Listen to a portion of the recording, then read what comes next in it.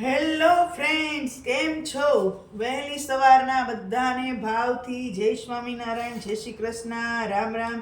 તો આજે તો મિત્રો વિડીયો જોતા પહેલાં મારી ચેનલને સબસ્ક્રાઈબ કરી દેજો, ના કરી હોય તો, અને વિડીયોને લાઈક કરી દેજો, તમારા ગ્રુપમાં શેર કરી દેજો. સાચો વહેલી સવારે હું તો મંદિરેથી આવી અને મરચાં લઈને બેસી ગઈ, કારણ કે શિયાળામાં આથેલા મરચાં બહુ ભાવતા હોય. તો આથવાના હતા તો લાલ મરચા, પણ લાલ મરચા હતા નહીં. એટલે મને એમ થયું કે આપણે છે ને આ લીલા મરચા પણ આથી લેવા છે. તો હું તો બધું કામ મૂકીને પેલું કામ આ કરવા માંડી છું. પછી બપોર થાય તો આમાં મસાલો ભળી જાય અને આપણે પછી બપોરે ભગવાનને ધરીને જમવામાં હાલે. બીજું શું? આમ તો તીખા હશે, મારા હાથ પણ તીખા થઈ જશે, પણ હવે સોક્સ પહેરીને નહીં ફાવે, એટલે મને એમ થયું કે ચાલ ને એમનેમ જ સુધારું. તો જો શિયાળાની ઋતુ છે ને એટલે શરદી જેવું રહે જ છે.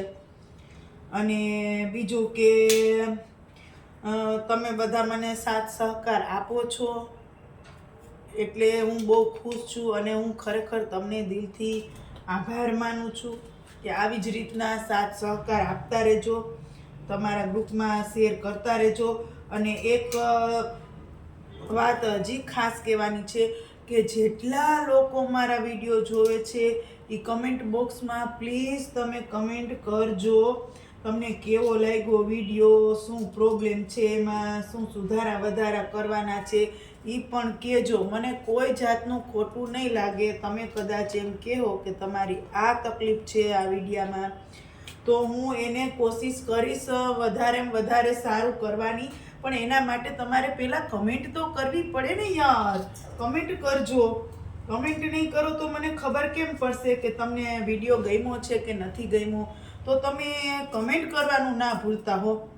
હું છે ને બધાના કમેન્ટની રાહ જોતી હોઉં. જે લોકો કમેન્ટ કરે છે ને એને હું તરત આન્સર આપી દઉં, આમ લાઈક કરી દો એના કમેન્ટને. તો તમને એમ ના થાય કે તમે કમેન્ટ કરો, તો તમે કમેન્ટ કરજો. અને બધાને કહેવાનું કે લાઈવમાં આવજો. લાઈવ વિડીયો હું ચાલુ કરું છું સાંજે 10 થી 11:30, અને અત્યારે પણ સવારે 10 થી 11:30, અને સાંજનો પણ 10 થી 11:30. તો જરૂરથી મારા લાઈવમાં પધારજો. એના માટે તમે મારા વિડીયાને જોજો, ચેનલને સબસ્ક્રાઈબ કરવી પડશે. સબસ્ક્રાઈબ કરીને નોટિફિકેશન પર ક્લિક કરી નાખજો, જેથી તમારા મોબાઈલમાં પહેલી જ સ્ક્રીનમાં તમને વિડીયો દેખાઈ જાય મારો, ગમે એ વિડીયો અપલોડ કરું એ, અને તમે આસાનીથી જોઈ શકો. તો કોક આવી જાય ને તો એમ કહે કે આ સવારમાં આને આવો અત્યારમાં પોરમાં મરચાં હાથવાનું હું સૂઈ જોઈશે. પણ કેવું મરચાં અત્યારે સરસ મજાના આથેલા મરચાં હોય, અને ગરમા ગરમ ભાખરી હોય, ક્યારેક ક્યારેક ગાંઠિયા હોય, તો કેવી મજા આવે ખાવાની. તો પછી તો એટલે જ આપણે આ ચાલુ કરી દીધા સવારમાં કામ. ચાલો, તો મરચાં કટ થઈ ગયા છે, અને આટલા મરચાં રાખી દીધા છે. એનું કારણ એમ કે ક્યારેક ક્યારેક ભજીયા ખાવાનું મન થાય, તો ઘરમાં મરચાં પડ્યા હોય તો આપણે ભજીયા ફટાફટ બનાવી લઈએ. ચટણી તો આપણે બનાવીને રાખી જ હોય. અત્યારે કંઈ કોને ભજીયા ખાવાનું મન થઈ જાય. એટલે જો આ બધા મસાલા છે ને એક પછી એક નાખી અને ભેળવી દઉં. આ રાઈનો બોરો છે એ મહારાજ. શિયાળામાં તો જમવું આપણને ભાવે. જો વરિયાળી ધબધબાવો, વરિયાળી હાલો, ઘરની વરિયાળી હતી તો પછી હું. શિયાળાની અંદર તો આપણને જમવું બહુ ભાવે. જમી લેવાનું હો. જાડા થઈ જાય ને તો પાછું ઉનાળામાં ઉતાર નાખવાનું બોડી, મારી જેમ 4.5 મહિનાનું નીમ લઈ લેવાનું, બોડી ઉતાર નાખવાનું. પણ પાછું શિયાળો આવે ને તે ધબધબાટી જમ જ કરવાનું. એટલે એવું છે. અને અત્યારે તો જો મારે આથવાનું બહુ વધી જાય. જો આ મરચાં થયા, અને પાછું ઓમભાઈ માટે આમળા.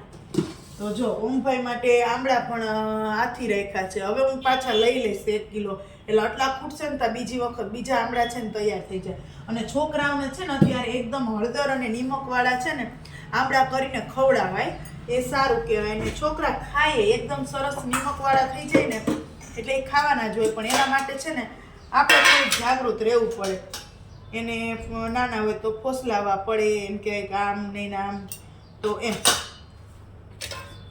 સારું. વાતુમાં ને વાતુમાં આપણા મરચા હમણાં અથાઈ જશે, બરોબર છે. અને બપોરે પછી જમવામાં લઈ લઈએ.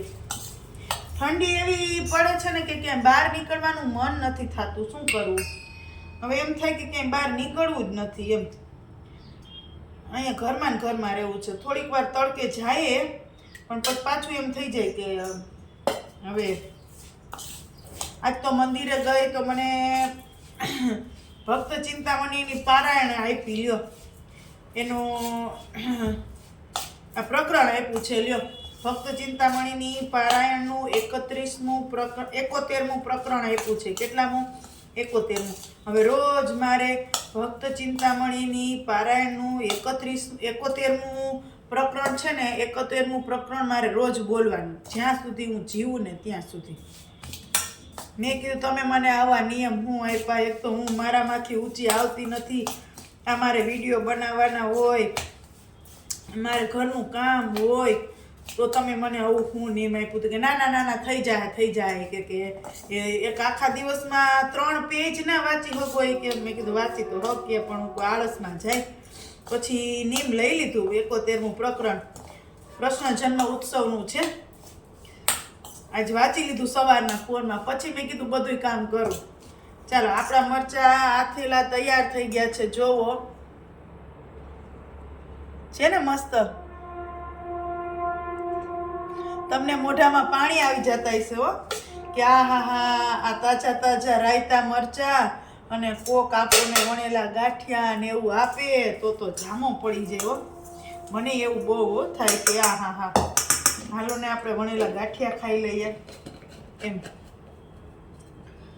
તો તમારે ઠંડી કેવી છે? અમારે તો બહુ ઠંડી છે, બહુ એટલે બહુ ઠંડી છે. અડદિયા બનાવવા છે પણ હવે મુહૂર્તમાં વયું જાય છે, કારણ કે પાક બનાવ્યો ને પેંડા બનાવેલા હતા ને એમાં અડદિયા ક્યારે બનાવવું? હવે અડદિયા મારે બનાવવા જોશે. લ્યો એટલે હવે મારે ઘરે દાળ દળી અને એક દિવસ અડદિયા બનાવવા છે, પણ હવે એનું મુહૂર્ત નથી આવતું. ક્યારે મુહૂર્ત આવશે?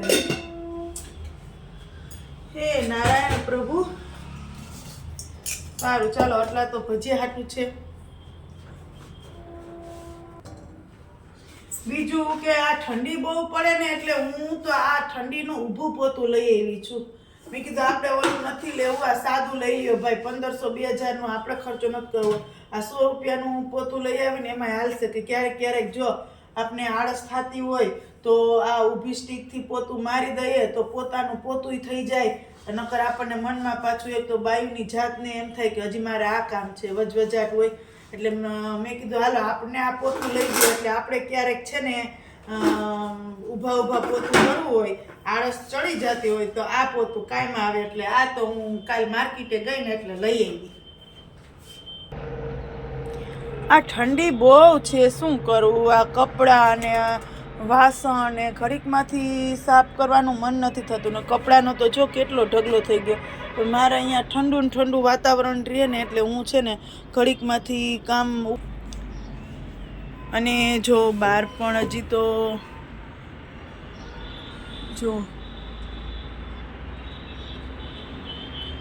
તો તડકો આવતો જાય છે, પણ મને છે ને અમારે અહીંયા તડકો આવતો જ નથી તો શું કરવાનું? એટલે હું છે ને કપડાં ને વાસણને બહુ મોડું કરું, પહેલાં રસોઈ ને એવું બધું કરી લઉં, કારણ કે ઠંડીને લીધે આ બધું કામ છે ને ઉકલતું નથી. ચાલો હું અમારી બાલ્કનીમાંથી તમને મસ્ત બહારનું વાતાવરણ બતાવું, જોઈ લ્યો.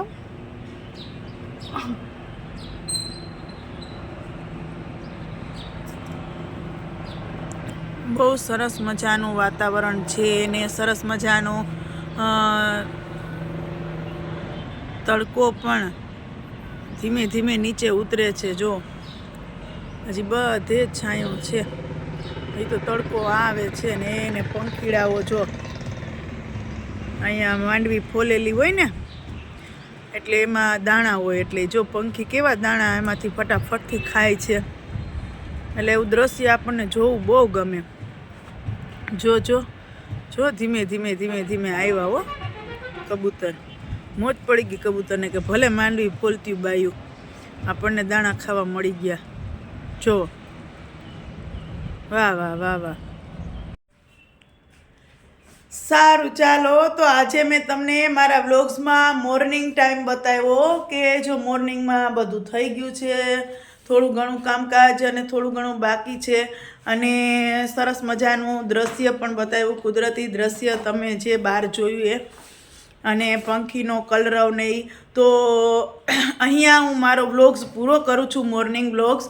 તો આવી જ રીતના બધા લોકો વ્લોગ્સ જોવો, એ ચેનલને સબસ્ક્રાઈબ કરી દેજો, તમારા ગ્રુપમાં જરૂરથી શેર કરજો, અને જોતા રહો આવા અવનવા વિડીયો, કોમેડી વિડીયો, પછી જે સમજવાલક્ષી હોય એવા વિડીયો, એવા ઘણા જ અનેક પ્રકારના વિડીયાઓ હું મૂકું છું, અપલોડ કરું છું, જેથી લોકોને મનોરંજન થાય, અમુક વિડીયોથી જાણવા મળે, અમુક વિડીયોથી મોટિવેશન વિડીયો હોય છે જેનેથી સમજવા મળે, શીખવા મળે. તો બધા લોકો જરૂરથી જોજો, સપોર્ટ કરજો, કારણ કે તમારો સાથ સહકાર એ જ અમારી સફળતા. તો ફરી મળીએ એક નવા વ્લોગ સાથે, એક નવી વાત સાથે. ત્યાં સુધી બધાને ભાવથી જય સ્વામિનારાયણ, જય શ્રી કૃષ્ણ, રામ રામ.